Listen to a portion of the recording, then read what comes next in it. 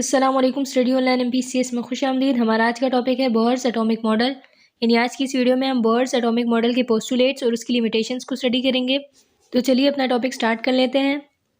हम अपनी last video में पढ़ चुके हैं कि 1911 में रदरफोर्ड ने एक एटॉमिक मॉडल पेश किया जिसे रदरफोर्ड्स एटॉमिक मॉडल का नाम दिया गया। रदरफोर्ड के एटॉमिक मॉडल में कुछ डिफेक्ट्स भी थे। इन डिफेक्ट्स को रिमूव करने के लिए 1913 में एक डेनिश फिजिसिस्ट नील बोहर ने एक नया एटॉमिक मॉडल पेश किया जिसे बोहर्स एटॉमिक मॉडल कहा जाता है। बोहर का atomic model Planck's quantum theory पर बेस करता है। बोहर के एटॉमिक मॉडल में ख़ास बात ये थी कि इसने न सिर्फ रदरफोर्ड के एटॉमिक मॉडल के डिफेक्ट्स को रिमूव किया बल्कि हाइड्रोजन के लाइन स्पेक्ट्रम को भी एक्सप्लेन किया। तो चलिए अब हम बोहर के एटॉमिक मॉडल के पोस्टुलेट्स को पढ़ लेते हैं। बोहर के एटॉमिक मॉडल के मुताबिक एटम के फिक्स्ड ऑर्बिट्स होते हैं जिनमें negatively charge electrons positively charge nucleus के गिर्द रिवॉल्व यानी गर्दिश कर रहे होते हैं। इन ऑर्बिट्स में एनर्जी की एक खास मकदार मौजूद होती है, इसलिए इनको एनर्जी शेल्स या एनर्जी लेवल्स भी कहा जाता है। इन एनर्जी शेल्स को K, L, M और N शेल्स का नाम दे दिया गया। इन एनर्जी शेल्स को इंटीजर्स यानी नंबर्स से रिप्रेजेंट किया जाता है। यानी K शेल को N1 से, L शेल को N2 से, M शेल को N3 से और N शेल को N4 से रिप्रेजेंट किया जाता है। इन्हें क्वांटम नंबर्स कहा जाता है और ये क्वांटम रेंज जो है वो न्यूक्लियस साइड से स्टार्ट होती है। यानी न्यूक्लियस के करीब वाला ऑर्बिट जो है वो N1 है, उससे थोड़ा दूर जो है वो N2 है, फिर N3 है और फिर जो ऑर्बिट है वो क्या है, N4 है। यहाँ आपको ये पॉइंट भी ध्यान में रखना है कि एक ऑर्बिट का साइज़ दूसरे ऑर्बिट के साइज़ के बराबर नहीं होता है, ठीक है। यही वजह है कि एक ऑर्बिट का रेडियस दूसरे ऑर्बिट के रेडियस के बराबर नहीं हो सकता है। इसी तरह से एक ऑर्बिट की एनर्जी दूसरे ऑर्बिट की एनर्जी के बराबर नहीं होती। हमेशा दो ऑर्बिट्स की एनर्जीज जो हैं वो डिफरेंट होंगी, चाहे इनमें थोड़ा बहुत ही फ़र्क क्यों ना हो।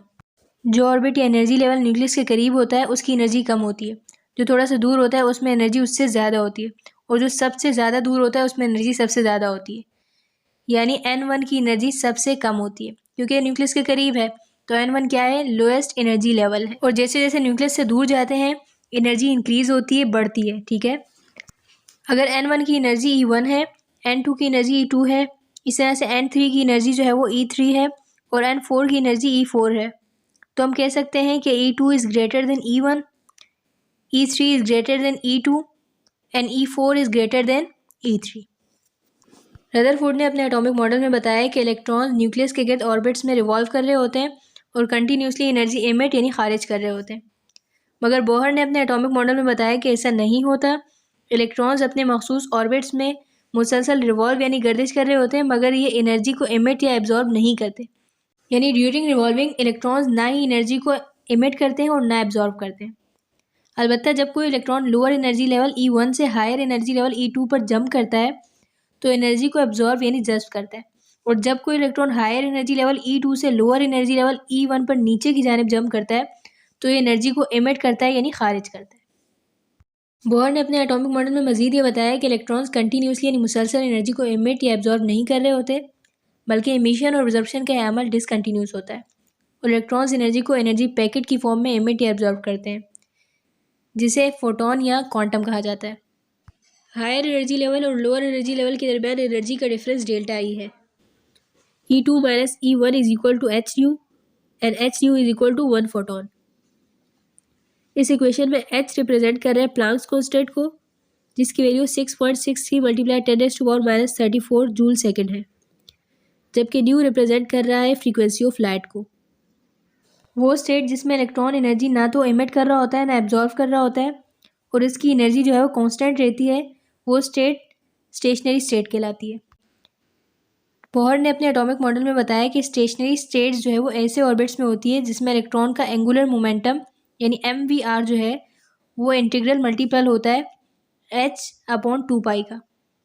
इस इक्वेशन में n नंबर ऑफ ऑर्बिट्स है, h प्लैंक्स कांस्टेंट है, m मास ऑफ इलेक्ट्रॉन है, जबकि v जो है वो वेलोसिटी ऑफ इलेक्ट्रॉन है।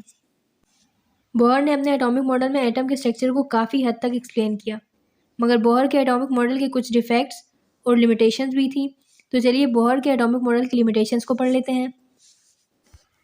बोहर अपने एटॉमिक मॉडल में जीमन और स्टार्क इफेक्ट को एक्सप्लेन करने में नाकाम रहा। जीमन इफेक्ट क्या होता है? एटम के स्पेक्ट्रा पर मैग्नेटिक फील्ड का जो इफेक्ट होता है उसे जीमन इफेक्ट कहा जाता है, जबकि एटम के स्पेक्ट्रा पर इलेक्ट्रिक फील्ड का जो इफेक्ट होता है उसे स्टार्क इफेक्ट कहा जाता है। बोहर इन दोनों इफेक्ट्स को एक्सप्लेन करने में नाकाम रहा। बोहर का atomic model Heisenberg uncertainty principle से डेविएट करता है, क्योंकि बोहर के एटॉमिक मॉडल के मुताबिक इलेक्ट्रॉन्स फिक्स ऑर्बिट्स में रिवॉल्व कर रहे होते हैं। इस तरह से इनकी एग्जैक्ट पोजीशन और उनका मोमेंटम मालूम किया जा सकता है, जबकि हाइजेनबर्ग अनसर्टेनिटी प्रिंसिपल के मुताबिक एक ही वक्त में किसी एटम के इलेक्ट्रॉन की एग्जैक्ट पोजीशन और उसका मोमेंटम मालूम करना नामुमकिन है। यानी न्यूक्लियस के गिर्द मूव करने वाले इलेक्ट्रॉन्स की मोशन जो है वो मालूम नहीं की जा सकती। बोहर ने अपने एटॉमिक मॉडल में सिर्फ मोनो इलेक्ट्रॉनिक स्पीशीज जैसा कि हाइड्रोजन एटम, हीलियम 1+ आयन और लिथियम 2+ आयन को एक्सप्लेन किया। मोनो इलेक्ट्रॉनिक स्पीशीज क्या हैं? ऐसे एटम्स या आयन जिनमें सिर्फ एक इलेक्ट्रॉन होता है उन्हें मोनो इलेक्ट्रॉनिक स्पीशीज कहा जाता है। यानी हम ये कह सकते हैं कि बोहर का एटॉमिक मॉडल सिर्फ छोटे एटम्स जैसा कि हाइड्रोजन वगैरह तक ही महदूद था। बोहर ने अपने एटॉमिक मॉडल में हाइड्रोजन के स्पेक्ट्रम को बड़ी डिटेल से एक्सप्लेन किया, मगर ये बड़े एटम्स के स्पेक्ट्रा को एक्सप्लेन ना कर सका।